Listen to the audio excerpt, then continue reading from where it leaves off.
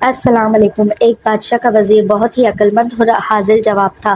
بادشاہ بھی اس کی ذہانت کی وجہ سے بہت قدر کرتا تھا۔ ایک دفعہ بادشاہ نے وزیر سے قومی خزانے کا حساب مانگا تو اس میں پورے 5,000 دینار کا فرق آ رہا تھا۔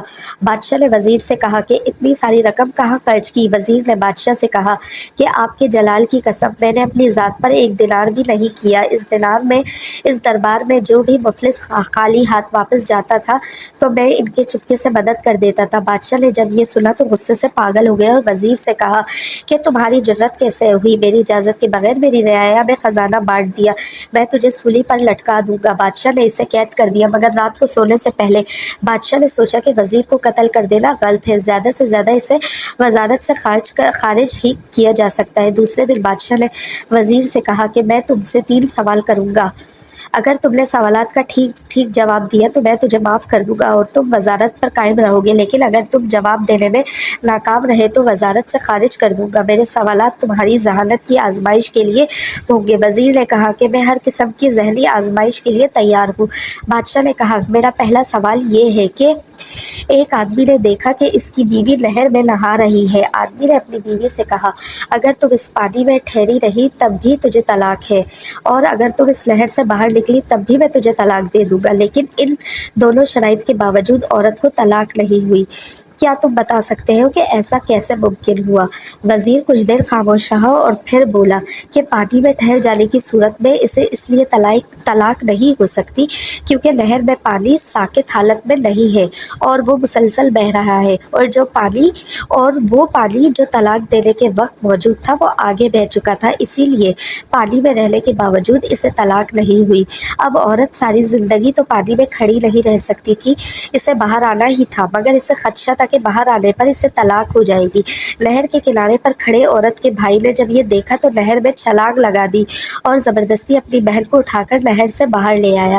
اب اس صورت میں بھی اسے طلاق نہیں ہوئی کیونکہ عورت اپنی مرضی نہر سے باہر نہیں آئی تھی، اس طرح نہر کے اندر یا باہر دونوں صورتوں میں اسے طلاق نہیں ہوگی۔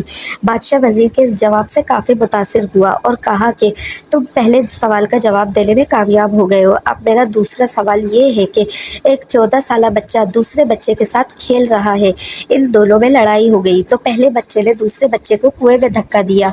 اگلے صبح جب بچے نے کنویں میں جھانک کر دیکھا تو لاش موجود نہیں تھی، وہ حیران ہوا۔ پھر جب وہ لڑکا 16 سال کا ہوا تو اسکول میں اس کی کسی لڑکے سے لڑائی ہو گئی، جب چھٹی ہوئی تو اس نے اس لڑکے کو بھی کنویں میں دھکا دے دیا۔ دوسرے دن اس نے کنویں میں جھانک کر دیکھا تو اس کی لاش بھی غائب ہو چکی تھی۔ 20 سال کی عمر میں اسے ایک لڑکی سے پیار ہو گیا۔ شادی کے بعد لڑکی کسی دوسرے آدمی سے ملنے لگی، لڑکے کو اپنی بیوی پر غصہ آیا اور اس آدمی نے اس کو بھی کنویں میں پھینک دیا۔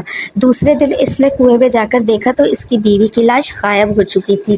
30 سال کی عمر میں اس آدمی کا اپنے بڑے بھائی سے جھگڑا ہو گیا، اس نے اپنے بھائی کو دھکا دیا تو دیوار پر لگنے سے اس کا سر پھٹ گیا اور وہ مر گیا، اس نے اپنے بھائی کو بھی اسی کنویں میں پھینک دیا۔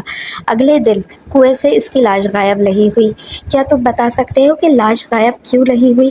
وزیر کچھ دیر خاموش رہا، پھر اچانک بولا کہ اس کا بڑا بھائی اپنے چھوٹے بھائی کا ہمدرد تھا، وہ جس کو بھی اپنی نادانی سے کنویں میں دھکا دے دیتا تو وہ ثبوت مٹانے کے لیے لاش کو کنویں سے نکال کر زمین میں دفن کر دیتا، مگر اس دفعہ اسے کوئی بھی نکالنے والا نہیں تھا، اسی لیے کہ اس کی لاش کنویں میں تیر رہی تھی۔ بادشاہ نے کہا کہ تم نے دوسرے سوال کا بھی درست جواب دیا، اب تم سے آخری سوال پوچھا جائے گا، سوال سے میں تمہاری ذہنی آزمائش کروں گا۔ بادشاہ نے وزیر کے سامنے 4 عورتوں کو کھڑا کر دیا جن کا ایک جیسا لباس اور قد بھی ایک جیسا تھا۔ بادشاہ نے کہا کہ ان میں سے ایک عورت کنواری ہے، دوسری شادی شدہ، تیسری عورت بچے کو دودھ پلانے والی ہے اور چوتھی عورت حاملہ تھی۔ بادشاہ نے وزیر سے کہا کہ ان کی حرکات سے اندازہ لگا کر بتاؤ کہ کنواری، شادی شدہ، حاملہ اور بچے کو دودھ پلانے والی کون سی ہے؟ وزیر نے چاروں عورتوں کی حرکات کا بغور معائنہ کیا اور ان سے گفتگو بھی کی، پھر وزیر نے چاروں عورتوں کو الگ الگ کر کے بادشاہ کو ٹھیک بتا دیا کہ کون سی عورت کیا ہے۔ بادشاہ حیران ہوا اور وزیر سے جا کے پوچھا تجھے کیسے پتا چلا؟ وزیر نے کہا میں نے کچھ اندازے لگائے جو خوش قسمتی سے درست ثابت ہوئے۔ ایک عورت بار بار اپنے پیٹ پر کپڑا ٹھیک کر رہی تھی تو میں نے سمجھ گیا کہ یہ حاملہ ہے، دوسری عورت بار بار اپنے سینے پر ہاتھ رکھ رہی تھی جیسے سے درد ہو رہا ہو، میں نے اندازہ لگایا کہ یہ اپنے بچے کو دودھ پلانے والی عورت ہے۔ تیسری عورت سے جب میں نے گفتگو کی تو وہ آنکھوں ہی آنکھوں میں ڈال کر بات کر رہی تھی، تو مجھے لگا یہ شادی شدہ عورت ہے، جبکہ چوتھی عورت سے جب میں نے گفتگو کی تو وہ نیچے دیکھ کر ہی مجھ سے بات کر رہی تھی، تو مجھے لگا کہ یہ عورت مرد سے گفتگو کرنے کی عادی نہیں اور کنواری ہے۔ بادشاہ نے کہا کہ تم تینوں سوالات کے جواب دینے میں کامیاب ہوئے، اسی لیے تجھے وزارت پر بحال کیا جاتا ہے۔ اللہ پاک ہم سب کا خاتمہ ایمان پر کرے، آمین۔